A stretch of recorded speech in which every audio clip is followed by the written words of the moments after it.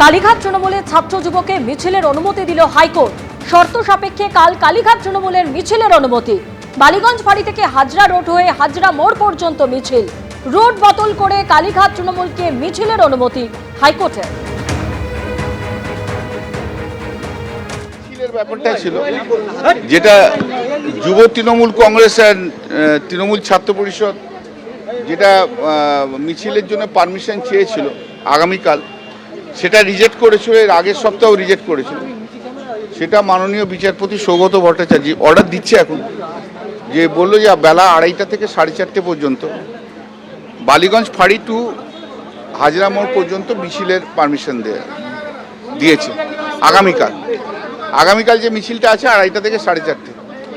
এর আগে ছিল ওই অ্যাপ্লিকেশনে বালিগঞ্জ ফাঁড়ি থেকে ঘুরে ল্যান্সডাউন মার্কেট, সেটার জায়গায় বালিগঞ্জ ফাঁড়ি থেকে হাজরা মোড় পর্যন্ত মিছিলের পারমিশন দিয়েছে। লোক সংখ্যাটা বলছে বোধহয় 1000 হবে, এটা লোক সংখ্যা লিমিট করে দিয়েছে।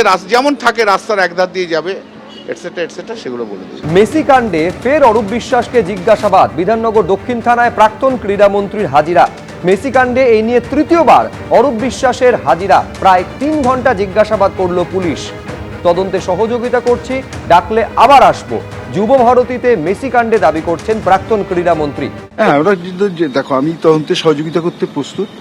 যেহেতু তোমাদের অনেক প্রশ্ন থাকতে পারে, কিন্তু আমি তো উত্তর দেবো না, যেহেতু এটা আদালতের বিচারাধীন। আমি কোনো সেইভাবে মন্তব্য করব না। আমার পক্ষে যতটা সম্ভব আমি তাদের সাহায্য করছি, এবং যতবার তদন্তে ডাকবে ততবার আসবো। আপনাকে কি আবার দেখেছে? সেটা এখনো বলেনি। পরপর 3 বার তো জিজ্ঞাসা 3 বার হলো, আবার যদি ডাকেন আমি নিশ্চয়ই আসবো। ওই একই জিনিস নিয়ে কি বারবার জিজ্ঞাসা করা হচ্ছে নাকি? না, বলছেন যে 22,000 টিকিট আপনাকে দেওয়া হয়েছে। আমি তো বললাম এর কোনো, আমি তো এর মধ্যে একটাই কথা বলবো, কোনো প্রশ্নের আপনাদের 1000 প্রশ্ন আছে, আমি সবটাই আদালতে বলবো, এবং আমার এইটুকু বিশ্বাস সত্যই জয়ী হবে, মিথ্যা নয়। তৃণমূলের ব্যাংক অ্যাকাউন্ট নিয়ে তদন্তে এনফোর্সমেন্ট ডিরেক্টরেট। কলকাতার 4টি জায়গায় তল্লাশি ইডির। তৃণমূলের অ্যাকাউন্টে কি ঢুকেছিল শিক্ষা দুর্নীতির টাকা? কয়লা পাচার, বালি পাচারের টাকাও কি ঢুকেছিল তৃণমূলের অ্যাকাউন্টে? তৃণমূলের তহবিল তদন্তে এবার নামলো এনফোর্সমেন্ট ডিরেক্টরেট। আগেই এইচডিএফসি ব্যাংকে তৃণমূলের নামে থাকা 3টি অ্যাকাউন্টের ডেবিট ফ্রিজ করা হয়েছে। অরূপ বিশ্বাসের চিঠি ঘিরে তৃণমূলের তহবিলে বিতর্কের সূত্রপাত হয়। নিজেকে কোষাধ্যক্ষ বলে দাবি করে ব্যাংকে অ্যাকাউন্ট ফ্রিজের আবেদন জানিয়েছিলেন অরূপ বিশ্বাস। বেআইনি লেনদেনের অভিযোগে এই একই অভিযোগ দায়ের করেছিল ঋতব্রত তৃণমূলও। বিধাননগর পুলিশ কমিশনারেটে সাইবার ক্রাইমে এই অভিযোগ দায়ের হয়। আর তারপর ময়দানে নামলো এনফোর্সমেন্ট ডিরেক্টরেট।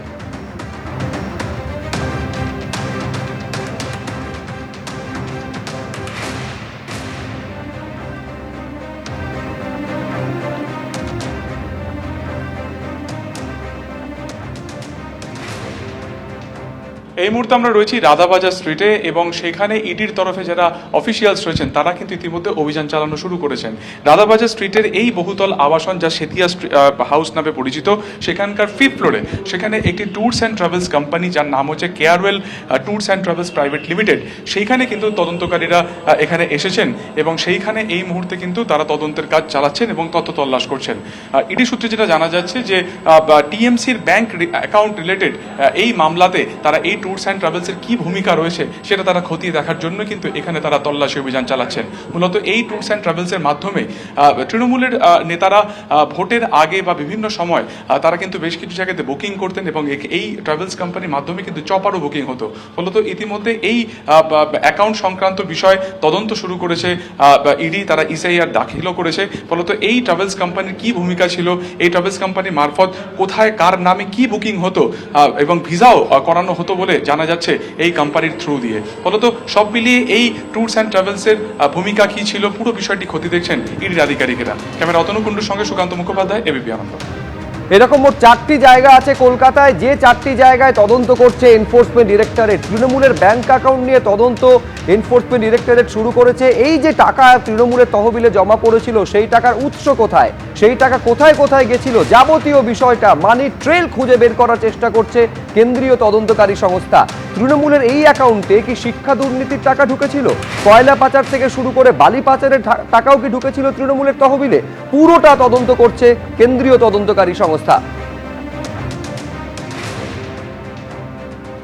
আমাদের তৃণমূল কংগ্রেসের অ্যাকাউন্টে যতগুলো অ্যাকাউন্ট আছে 11টা বা তারও অধিক অ্যাকাউন্ট হতে পারে, সে অ্যাকাউন্টে যে পরিমাণ টাকা আছে, কত টাকা আছে, টাকার সোর্স অফ ফান্ডের উৎস কী এবং কোথায় কিভাবে খরচ হয়েছে, আমরা বিধাননগর সাইবার ক্রাইম থানায় গিয়ে লিখিতভাবে আমরা জানতে চেয়েছি। তার কারণ হচ্ছে স্বচ্ছতা বজায় রাখা আমাদের প্রয়োজন আছে।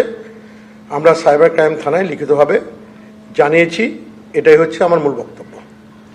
এবং এর পরিপ্রেক্ষিতে যদি ইডি সাইবার ক্রাইম, আমরা ইডির কাছে কোনো রকম আমরা অ্যাপ্লিকেশন করিনি।